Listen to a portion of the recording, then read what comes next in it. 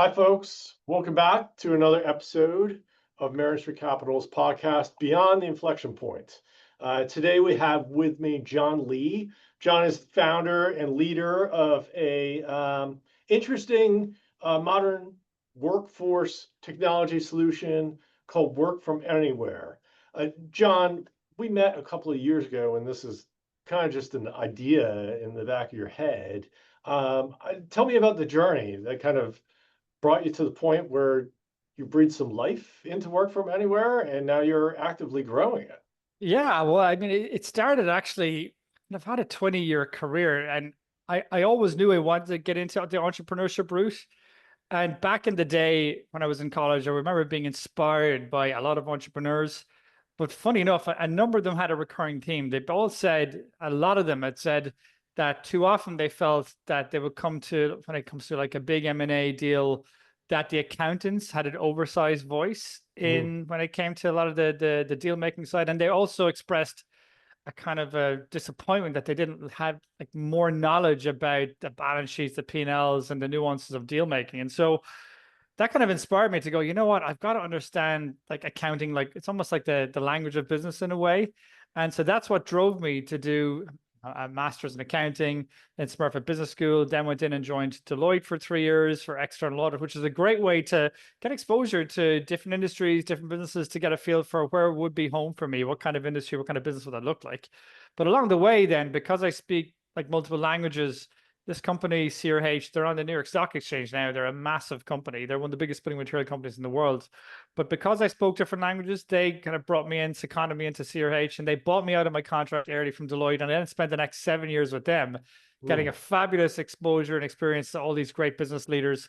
Moved over as an expat over to the Netherlands in the process, and kind of worked my up to become a senior finance leader of a $4 billion division of CRH. But I still wasn't sated. I wasn't happy because for me, even though I love working at CRH, I still knew I had this burning desire to become an entrepreneur. And so I left CRH, safe corporate career, right all the way ahead of me. But for me, I kind of really felt that burning desire to become an entrepreneur. And that's what I did to my first startup, Culture Me. Well, unfortunately, it was the wrong time, wrong place with COVID. A business travel startup at that time wasn't the best place to be. I did that with my wife. But that's, I think, at that moment in time then, about a year later, when I was kind of recovering from reflecting back on Culture Me, that's where the opportunity came to do something new. And I felt hungry. I felt ready to do something different. And that's where Work From Anywhere was born. It was actually with my co-founder, who's also a chartered accountant, and he was actually stuck in basically COVID lockdown in Sydney. And we were brainstorming and just came up during a conversation. And we said, actually, you know what? There could be an opportunity here. Let's give it a go. Okay, so that's a fantastic entree into this conversation. I think there are a couple of great nuggets of wisdom in there. Number one, I think you're the first person I've interviewed on the podcast who sings the praises of accounting. And it's funny because I used to teach finance at Villanova, where I went to school. And I told my students, hey, if you want a career that looks like this, seriously consider accounting. Because all of you are here as prospective finance majors, and in reality, those careers look like this. Yeah, of And course. then if you layer entrepreneurialism on top of that, I mean, then you've got something more maybe like U-shaped, right? Which is Completely. kind of crazy. Completely. And so that's nugget number one. Nugget number two is, you talk about how you had to make a pretty dramatic pivot at a pretty dramatic time for really global commerce, which is not completely out of the norm for entrepreneurialism. So maybe talk to me a little bit more about both of those observations. Well, yeah, 100%. Like for me, it is true that, going in accounting and into entrepreneurship, or at least knowing you want to go into entrepreneurship, but then starting in accounting, that is pretty non-traditional. But I remember just being so fascinated by getting exposure to different businesses. And I felt at that time, I didn't know what I wanted to do. I didn't know, did I directly want to go into entrepreneurship? Do you want to understand, the corporate world first? And for me, the thinking was, well, look, there's very little downside to doing the 3 years in Deloitte, getting a qualification that's portable internationally, and in the process, just getting a flavor of how different businesses operated and seeing what worked for me. And I mean, I was lucky at the time. I just built up a lot of momentum with CRH and ended up working there and having a really wonderful time. And really enjoyed it so much. But what was fascinating as well at the same time is that I left the corporate world after 10 years. If I'd have gone past that, I would have been institutionalized. And it was actually the CFO of Europe at the time, CRH. He was like one of my mentors, and he said to me, John, you know, if you want to go and stay on this journey of the corporate, there's so much opportunity for you here. But if you want to go and give the entrepreneurship a go, you give it a go for 2 or 3 years, you can always come back. But he said, now is the time to decide, because if you go beyond 10 years, you will be institutionalized. So that was fabulous advice at the time. And then I guess when, you know, I'd been through that journey, and then on my first start with Culture Me, and then from Work From Anywhere, it was really, for me, it was, I'd been through a lot. I'd been through failure with Culture Me. With my, you know, my wife was my co-founder, and I'd had 2 kids in the process. I'd been, you know, living with my, you know, with my my in-laws and my own parents. Like, talk about being like down in the gutter. But at the same time, having that support network of family and friends, and at the same time, I kind of started slowly built myself up, built my confidence back up. And I said to myself, you know what? This is exactly what I love. This is something that I love doing. And you're either, you know, entrepreneurship, you either have in your DNA or you don't. But especially having gone through the first business that failed, some people would think you would want to be crazy to do this again, because it's an absolute roller coaster. It breaks you 10 different ways. But for me, I was ready to get back up off the canvas, and I just loved the opportunity. I said, I just keep on out in case there's an opportunity. And that's where Work From Anywhere came up. I said, okay, here's an opportunity to do something really different. There's a gap here. And I'd been a remote worker myself. I'd been a digital nomad.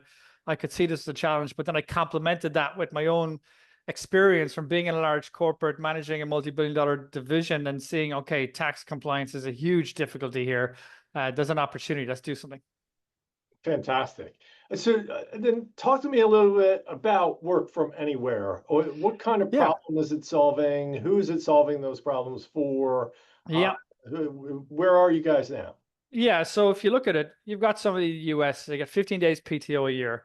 How many companies have somebody working for them who's not from the US? That's going to be a lot. Some of them might be expats. Some of them might have come over here 10 years ago, 15, 20 years ago into the US.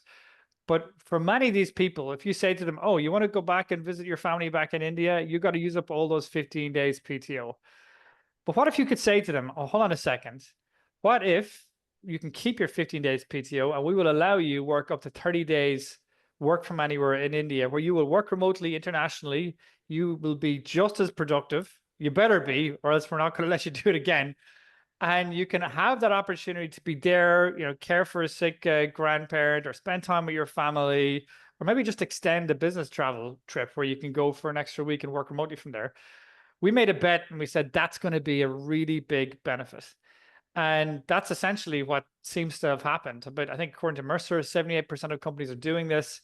And a lot of companies are seeing massive ROI when they launch a Work From Anywhere program like this. And again, Work From Anywhere doesn't mean work from anywhere you want. There's a list of countries, typically you have a policy, you have a set limit of days, but that's where you need the technology like what we've built. That's basically an algorithm behind it that automatically assesses the tax, employment law, immigration, and other compliance risks if somebody wants to work remotely abroad. And these are big risks. These are risks that can, you know, become very expensive very quickly if you get them wrong.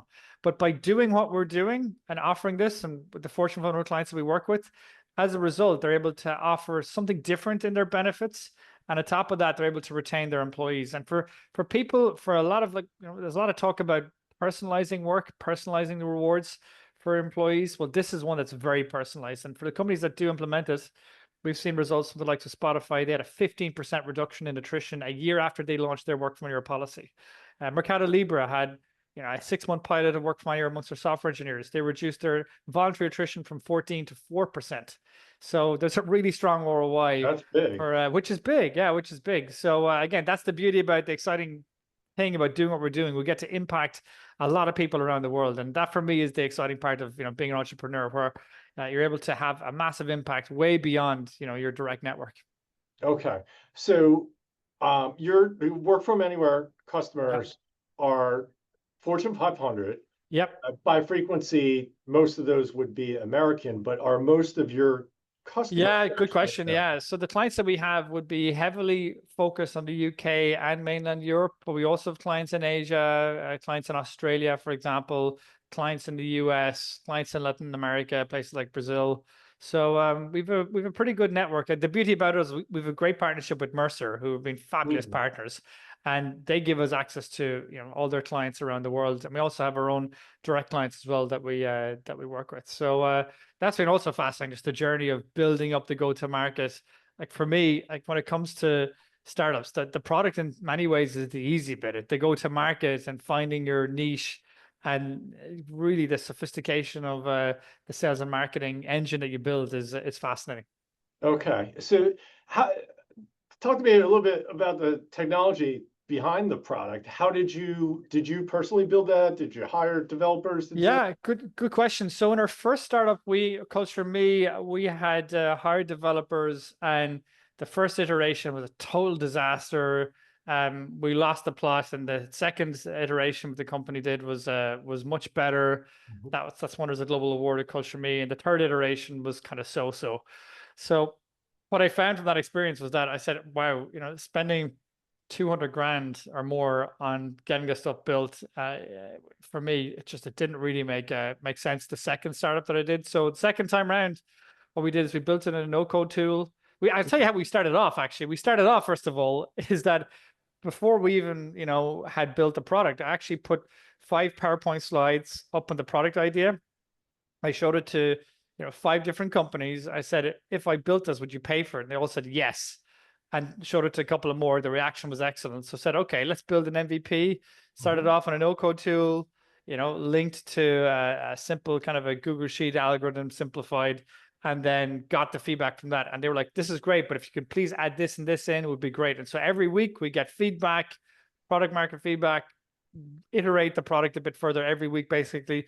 Kind of did that for every week for like 6 months until we got to a stage where, okay, this is it. This is really where I think this is a winner, and launched that into the market in Q1 2023.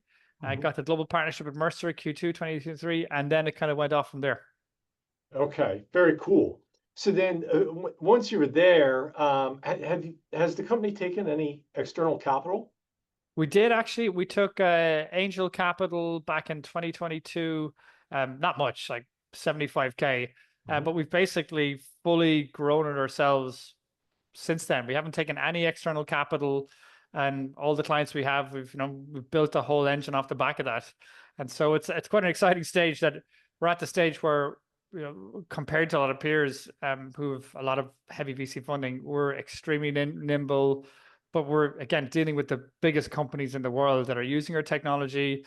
And we're the only platform in the world in our space that's won global awards in global mobility, in global payroll, and in the reward space as well. So it's pretty amazing to have done this with comparatively light compared to some of the peers, let's say team wise. Yeah, it sounds very efficient. Any plans to take capital at some point? Yeah, it's something that we're going to look at. I will say it's very interesting. I mean, from a market, from a general, like from many of my peers in HR technology as well, this year has been a pretty tough market across the board. Oh, sure. It's been tough from contracts taking longer to get signed, lower conversion rates. It's funny, we found actually sales activity has been fantastic, but definitely lower conversion rates, companies taking longer to get through, and more or less what we're seeing is that a lot of We're seeing contracts. the same thing across the board. Yep. Exactly. And so in a market like this, you've got to be, like the cockroach in the nuclear holocaust. You've got to wait it out, basically, manage your OpEx, keep innovating on every angle of the product, on distribution channels, whatever it is. So we're very fortunate. We've got some exciting partners coming on board in addition to Mercer that are going to give us a massive boost. And I think probably I would say in H1 next year, we probably will be looking at taking on capital. But for me, in this current market, I mean, I know how it works. For me, I wouldn't be. For me, the efficacy of raising capital in this market for our space doesn't quite make sense right now. But I do think in H1 that might change. Okay, great. Who's the buyer tend to be at these customers? Is it the CHRO or is it somebody else? Yeah, the buyer's got the budget, CHRO or CFO. Then the influencer would be global mobility, rewards, head of rewards, compensation, benefits. Yeah. Sometimes Okay. head of global payroll. It's funny, actually. It's sometimes a different owner in the companies. Some companies it's the head of tax or head of corporate tax, and others it's head of global payroll. Others it's head of global mobility. So that makes it quite dynamic, actually, being able to speak to and build relationships with the different parts of the market. What techniques are you finding are most efficacious for targeting those disparate types of buyers? We've tried a lot, actually. We've tried a few different ones. It kind of we've come to the conclusion that for us, what we're good at is building brilliant technology and a brilliant user experience, and that we've said, okay, let's focus on partnering Mhm. and using that as our key go-to-market. That's what's worked brilliantly for us. At the same time, we've also got the importance of the foundations of your SEO, and also getting discovered by the LLMs as well. And that piece of it, that's been quite important on building those capabilities up over time. On top of that, we have experimented with, for example, paid ads. We had some success, but we didn't find it very very powerful in this market. We have also used founder-led sales as well. That's been quite good. That's been quite Mhm. effective. But again, doing it in a way where you're giving value, you're building relationship, you're creating a community. Like we've got like a monthly roundtables that we do, very effective. I speak on a lot of podcasts and webinars, things like that. For example, go to in-person conferences. They can be quite effective for building the brand, building relationship, and for us as founders as well. That's the big thing we offer that differentiates us is the clients that we work with. I'm going to be their account manager, so that's quite unique in having a Yep. founder that they can actually get to speak with. But we're lucky in that with the product the way it is, the clients that use it, it's not like they have 1,000 requests a day. They typically have a small targeted number of requests, so you can offer that extra layer of white glove experience that can make a big difference, let's say. But yeah, I will say we've also experimented on different AI tools for outreach and stuff like that. But I will say I have found with our segment, it's more sophisticated. It's higher level senior leaders you're dealing with. So that kind of white glove approach makes a lot more sense. But again, it all comes back to, for us, we found partnerships work quite well. Yeah. That makes a ton of sense for you guys. So, at this stage of your company's development, what would you say is the biggest challenge? The biggest challenge is just thinking, where do we place our bets next? Mm. There's a lot of opportunities. There's so many opportunities ahead of us. But it's all about focus. Like for us, it's all about focus. And it's also like we're very proud that with the product that we've built, we deliberately built something that hadn't been built before. And we love standing out from the crowd and being innovative. So for me, if you ask me, do I add something on that's adjacent that everyone else is doing, or do I try and be truly disruptive and innovative? Personally speaking, I'm always going to be on that personally disruptive and innovative piece, on that side of it. I love exploring the edges of an industry and looking at the interconnection between one industry and another. I think that's a really exciting space. So that's what we're going to do. But the only thing is that really requires targeted bets, because it's Mhm. so much work going building something, and also the pace of change that we're dealing with from a technology perspective. It's very different from like 2, 3, 4 years ago. Um, Very. I I find, for me, quite excited about the opportunities from a go-to-market partnership side of it, absolutely. But that is all for me centered on just building a world-class technology offering. So for me, that's the kind of stuff that keeps me awake at night. How do we stay ahead of the pack? How do we build something truly disruptive? Spoken like a true founder. John, before we started the recording, you were showing me some photographs or geographical scenes in the background. What's the significance of those? Well, for me, we've the significance is, I can show you here, is that you can see in the last couple of years we have lived in Amsterdam, spent 8 years living there.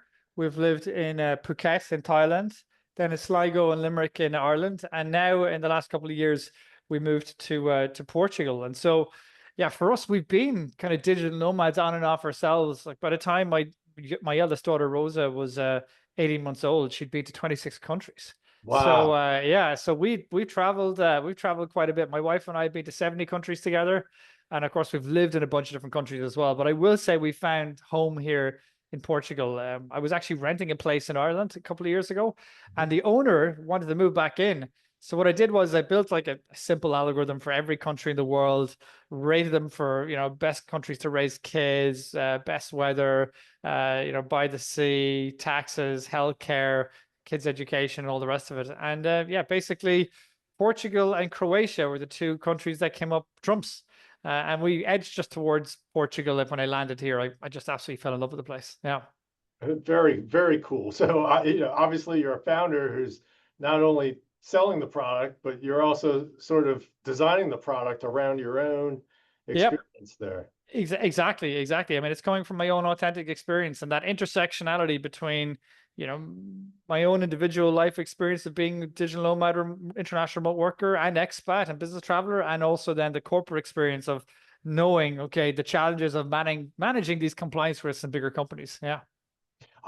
John, give us some insight into, the volume, the sheer number of people that are gravitating toward this type of work dynamic these days, and where they might be favoring in this. Well, yeah, it's a good question. What you find is there's a lot of talk of RTOs at the moment, but companies are increasing their RTO requirements. But what's fascinating is people aren't changing their habits at all. The habits are fundamentally not shifted even in barely an inch.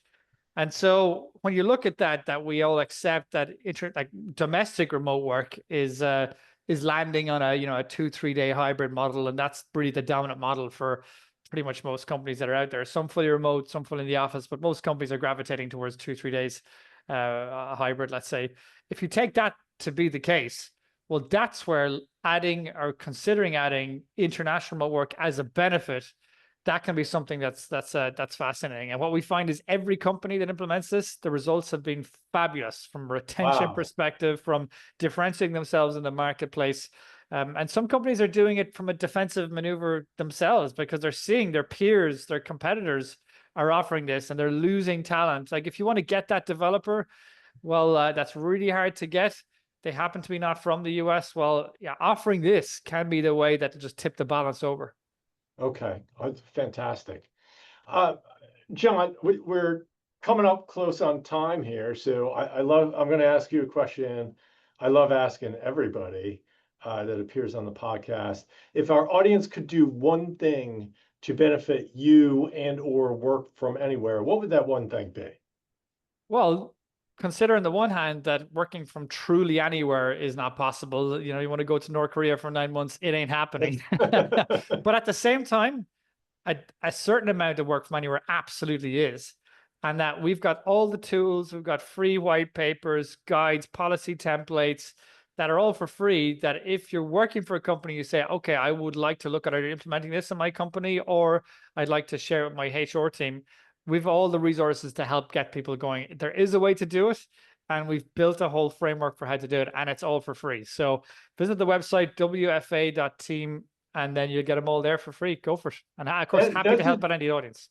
John, that's a tremendous resource. I'm definitely going to check that out myself, and I would encourage anyone that's listening that is interested in this sort of dynamic, either for themselves or for their employer. I check that out. No harm in at least educating yourself before making a decision like that, right? Yeah, of course. And happy to help. Anyone has any questions, they can connect with me directly on LinkedIn. Always happy to help. Fantastic. John, this has been a pleasure. I want to thank you for your time. I'd also like to thank the audience for tuning in to another episode of Beyond the Inflection Point. Take care. Thanks, Sean.